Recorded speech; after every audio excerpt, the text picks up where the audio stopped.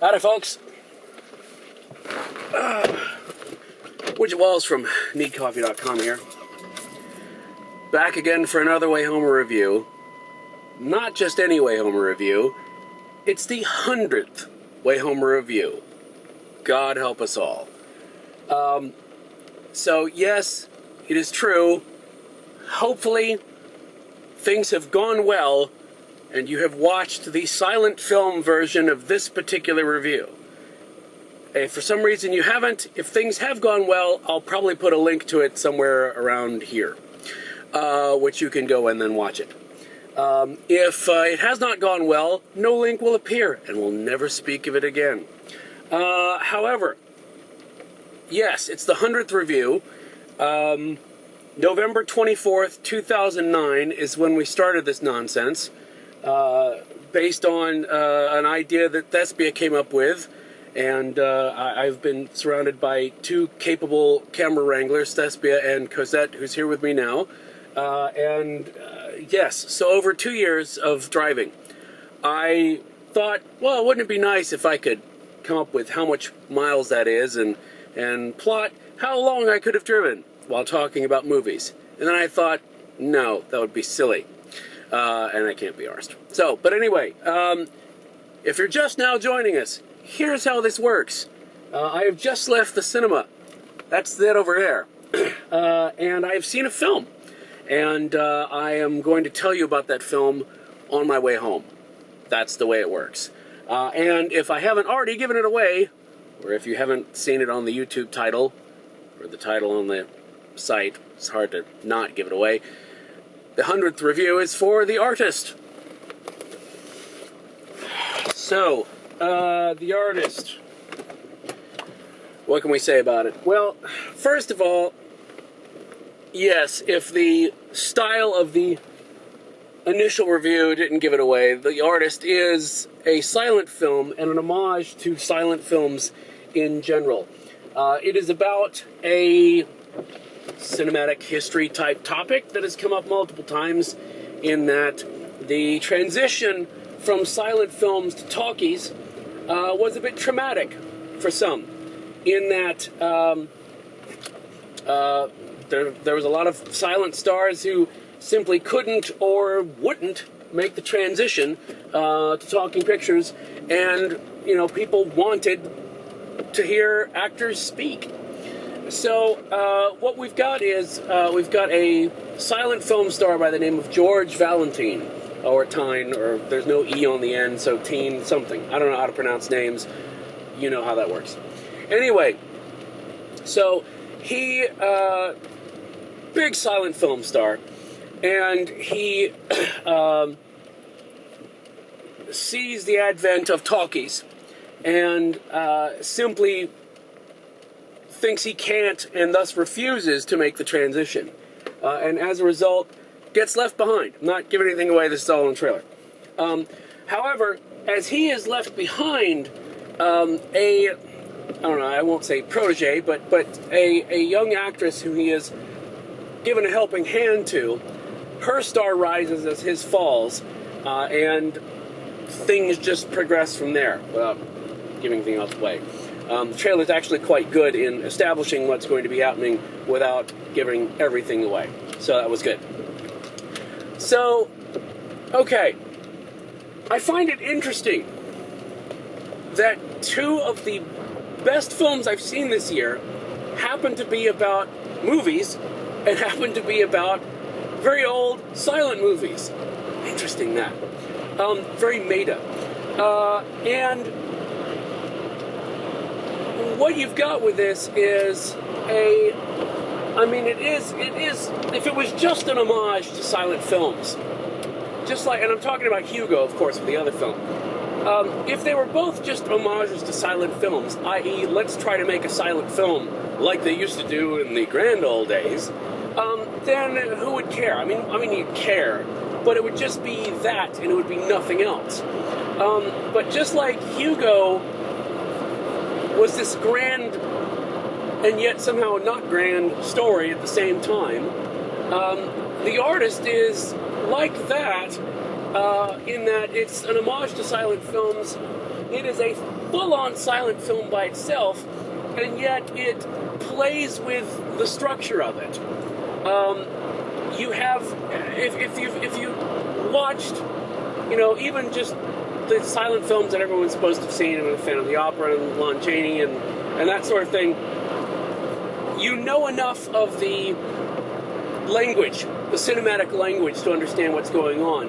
When you see a really great shot, first of all, there is something amazing about black and white photography in that shots that look awesome in black and white because of the angle or the lighting or the whatever, and I've talked about this with Night of the Living Dead, it's awesome, and in color it's not the same. So, but when you see certain shots in the artist, the way that they're laid out, and a lot of shots are like this, but there's certain ones that just, look gorgeous. So you've got, you know enough cinematic shorthand to where even if you're not fully steeped in silent films, to understand what they're doing, right? When they do play around with, sound and music and the lack thereof, and light, and it's just really well executed. And at the same time, it's telling this story, which is a very intimate story about, an artist and pride and all that stuff. But let me do it this way. If you told the same story and you tried to, I don't know, if you could somehow transplant it into another era, into another way of making the film, I don't think it would be as good. I think the two are completely married together. And as a result, you have to have both working together, and it works. Now, part of the other reason that it works is because the guy playing George, Desjardins or whatever, I can't remember names, and I don't look things up. The only thing, there you go, I looked up the date of the first Wayhomer. That's about the only research I've done for these things for 100 episodes. Anyway, but he is marvelous, because, again, talking about cinematic shorthand, when you watch him, he's got that silent star thing because there's never a question as to what's going on with him. It's on his face, it's in his actions, and you would think he was a silent movie star. I mean, he completely sells it. Honestly, what's really funny is I'm sitting there going, he's got a kind of Mandy Patinkin thing going on, And then they show him in like a musketeer garb with a sword. I'm just going, was that on purpose? Anyway, but he's marvelous.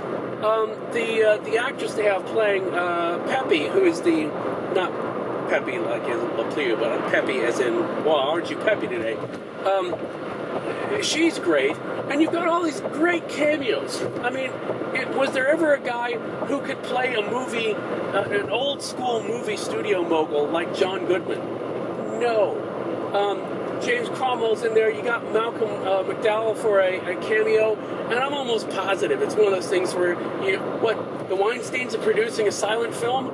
Get me in that. I'll just play a butler that sits and like interacts for 30 seconds. I just want to be in a silent movie. So I'm sure that was happening. Because it is something special. And, I mean, part of the thing about it is that, it's not a perfect film. I think if there's anything I could say about it that was not perfect, it did feel like it went on a little bit too long. But on one hand, on the other hand, I was sort of still enjoying what I was seeing because it's very rare that you see a silent film being released today. The closest we've had to that is everyone made a big deal out of the fact that Wall-E had no dialogue for like the first major bit of it, because we have to have dialogue, otherwise we get lost, just like, the people who wanted the talkies back then. But it's a great film in how it holds together, with the acting and the writing and the music and the cinematography. It's just absolutely gorgeous. And they deserve some credit for doing it like a silent film, in that It's not widescreen. It's in the original aspect ratio. The sort of thing that you would see in Casablanca, where, you know, when I saw that on the big screen, people would actually go up to the cinema owners and go, where's the rest of the picture? Because they didn't understand that things didn't always used to be widescreen. So they did that. They had, they had the silent, the old-time credits where it looks like all the credits are at the beginning. So it's really got that feel to it, so you feel immersed in it. And again, there's enough of it going in where if you have not seen a lot of silent films, don't feel like that you have to so that you can't appreciate this. You'll appreciate it more, but you'll still be able to get something out of it. So I'm very happy with the film. I'm very happy to have seen it in the theater, and I would say if you are a film buff at all, you should make sure to see it in the cinema, because there's just something about that experience. Now, as far as cup-wise, I would say it is a solid 4.5 out of 5. I would say that it's probably going to be up for Best Picture, not just because it's something coming out from the Weinsteins, but because it deserves it. And, I mean, we know that's a meaningless category anyway now. It probably wouldn't be in if there were just 5 nominees, but it'll get in. And I would like to say that you need, of everyone else involved, I honestly think that you need to have, number one, the actor needs to be up for Best Actor because he was fantastic. I would push for that. And I would say number 2, and this is harder because everything's very busy this year, last year, as the case may be, Best Score. And the reason I say that is because the score, I know there was a lot of, like, pre-existing music in the film, and I know the Academy's weird about that, but if that was an original score and not just taken from existing music, then it needs to be up because it's a silent film, so the music completely drives everything. It establishes everything. So that's important as well. But if they just gave him a nod for Best Actor, I would be probably content. But there you go. That's The Artist. I mean, it's just it absolutely glories in what it is. And it also does a very good job of setting up what it is and setting up what the major conflict is from the get-go, using a lot of great symbolism and really using the medium of silent film in such a great way. It's so smartly done. So it made me happy. That's a damn good film for the 100th Wayhomer, so happy about that. Anyway, thank you to everyone who watches these things. And as always, if you do enjoy them, the way we know we should do more of them is if you share them, if you like them, if you comment on them, whatever it is that you do to spread the word about things that you like online, please do so, because that is how we get the feedback we need to know what we need to do more of. For those of you who've been watching these things, or for those of you who just tuned in, thanks for 100 of these, and we'll see if we can do 100 more or something. I have no idea. So again, I'd like to thank Cosette and Thespia for their help in doing these things, because there's been a lot of them. I've seen a lot of movies. Not all of them good. Some of them pretty bad. But that's what we do. So we'll see you next time. Bye.